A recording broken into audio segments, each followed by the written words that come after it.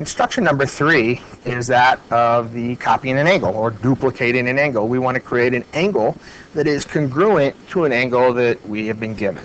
And so we start off here with angle CDE, and we want to create a duplicate angle, an angle with the same measure of angle CDE. As with the duplicating the line segment, we have to have something to start our duplication on, and that's why the first step is to give ourselves something to begin with.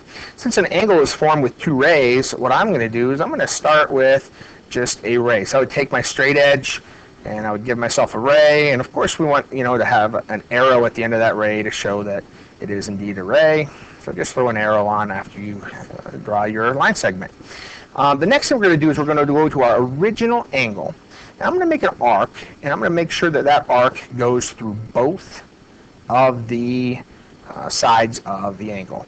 The length, it technically doesn't matter, but I will tell you that if you make it too small, you're going to get very imprecise measurements because, as you probably already experienced with your compass, when you really squeeze them together, it gets very hard to be accurate. Now, at the same time, if you come way too big, you may get a little bit sloppier than you want to be. So just a nice medium distance is all you need, nothing fancy, but you do want to make that same arc through both sides, and that's it. That is step 2. Now, step 3 is that we're going to duplicate this arc on our new ray.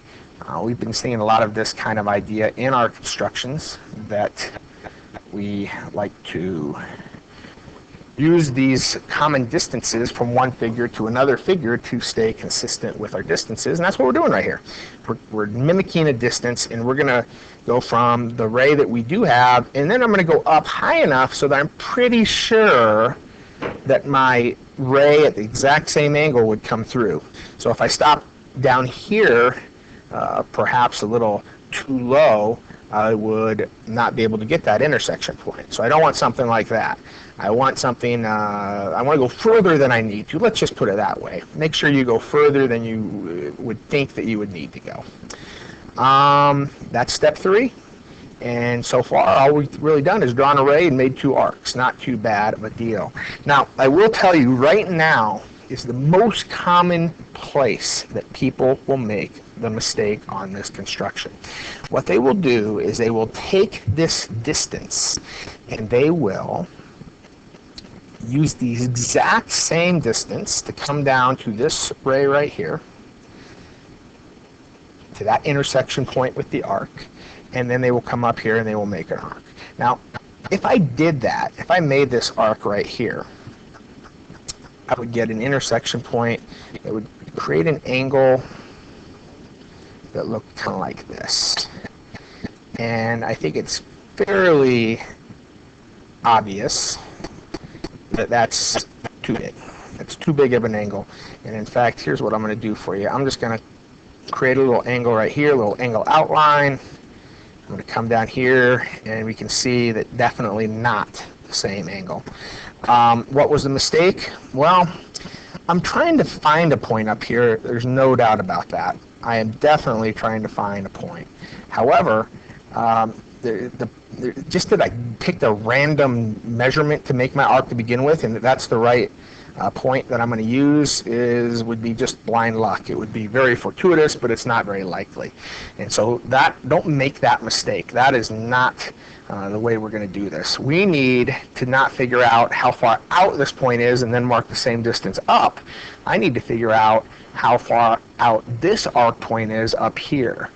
This is the distance that I really am interested in right now. This area right here, okay? That's the distance we've got to go find.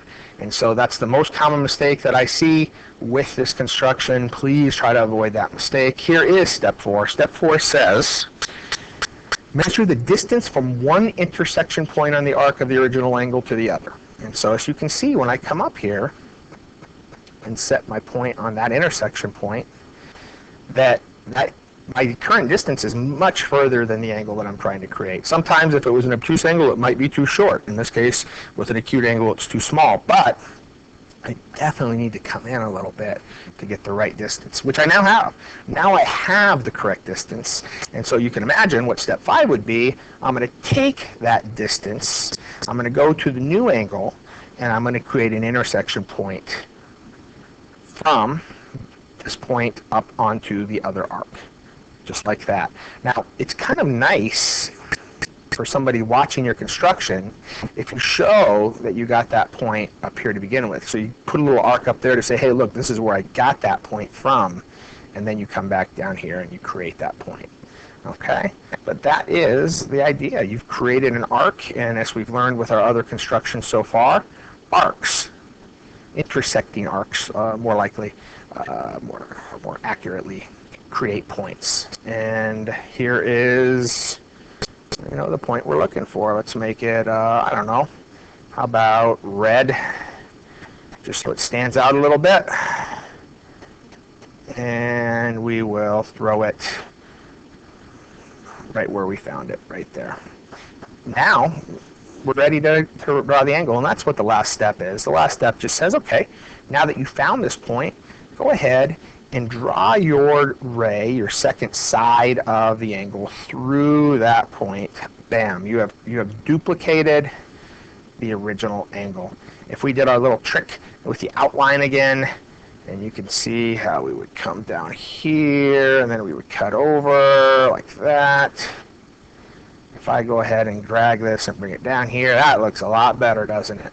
In fact, I could be even more precise if I wanted to use a protractor. Now remember, protractors aren't allowed in constructions because you're not allowed to use measuring devices with actual markings on them. But in this case, we're just checking to see how well we did. It looks like our original angle was 40 degrees. I see a 40-degree angle measurement right there.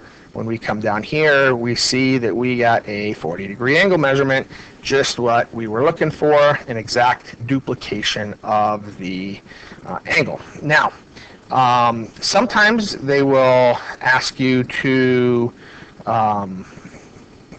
name these angles. This particular construction didn't ask you, but you may get a problem that says, you know, name your new angle XYZ. No problem. Just make sure that you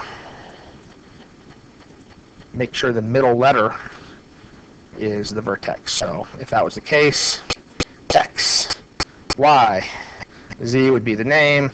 In this case, we didn't have to do that, but if they ask you to, you know exactly what we'd be looking for. And as a final demonstration, I'm going to take our angle, I'm going to put it right over the original angle, and you can see what a very fine job we did of duplicating that angle without ever using a protractor. So that is copying an angle, probably the longest of the 4 basic constructions, but as you can see, very manageable if you just follow these steps.